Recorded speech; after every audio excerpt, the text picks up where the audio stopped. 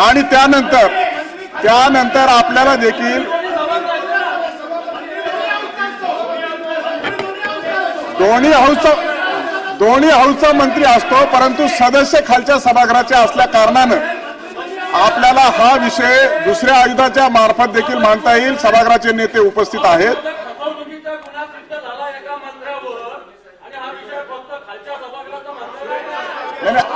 आपल्याला शोक प्रस्ताव आहे।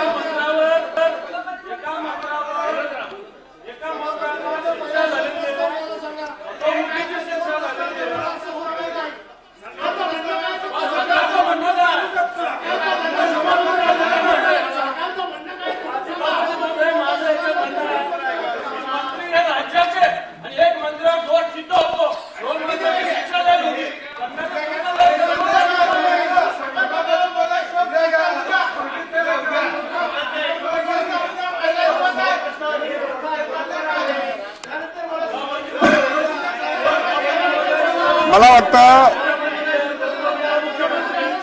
माननीय विरोधी पक्षनेते, मला असं वाटतं की शोक प्रस्ताव आहे। देशाचे माजी पंतप्रधान आणि ज्येष्ठ नेते, या देशामध्ये ज्यांनी मोठ्या प्रमाणात आर्थिक सुधारणा केल्या अशा मनमोहन सिंगजींच्या शोक प्रस्तावाच्या दिवशी असा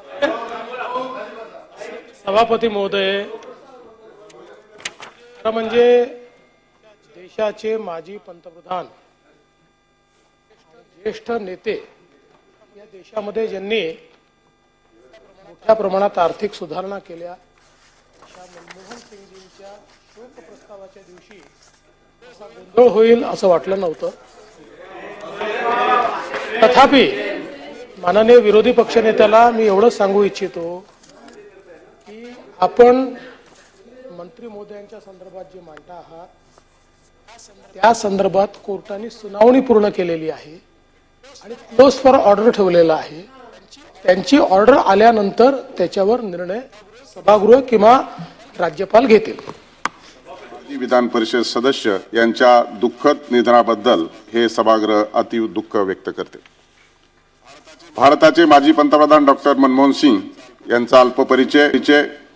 कैलासवासी डॉक्टर मनमोहन गुरमुख सिंग यांचा जन्म 26 सप्टेंबर 1932 रोजी सध्याच्या पाकिस्तानातील पंजाब प्रांतातील गाह या गावी झाला। त्यांनी पंजाब विद्यापीठातून पदवीपर्यंतचे तर ऑक्सफोर्ड विद्यापीठातून अर्थशास्त्र डॉक्टरेट प्राप्त केली होती। कैलासवासी मनमोहन सिंग यांनी 1957 ते 1971 पर्यंत शिक्षकी पेशाला वाहून घेतले होते। अर्थशास्त्राचे उत्तम प्राध्यापक असा त्यांचा पंजाब विद्यापीठ, जवाहरलाल नेहरू विद्यापीठ आणि दिल्ली स्कूल ऑफ इकॉनॉमिक्स मध्ये लौकिक होता। कैलासवासी मनमोहन सिंग यांनी 1972 मध्ये अर्थ मंत्रालयाचे मुख्य आर्थिक सल्लागार, 1980 ते 1982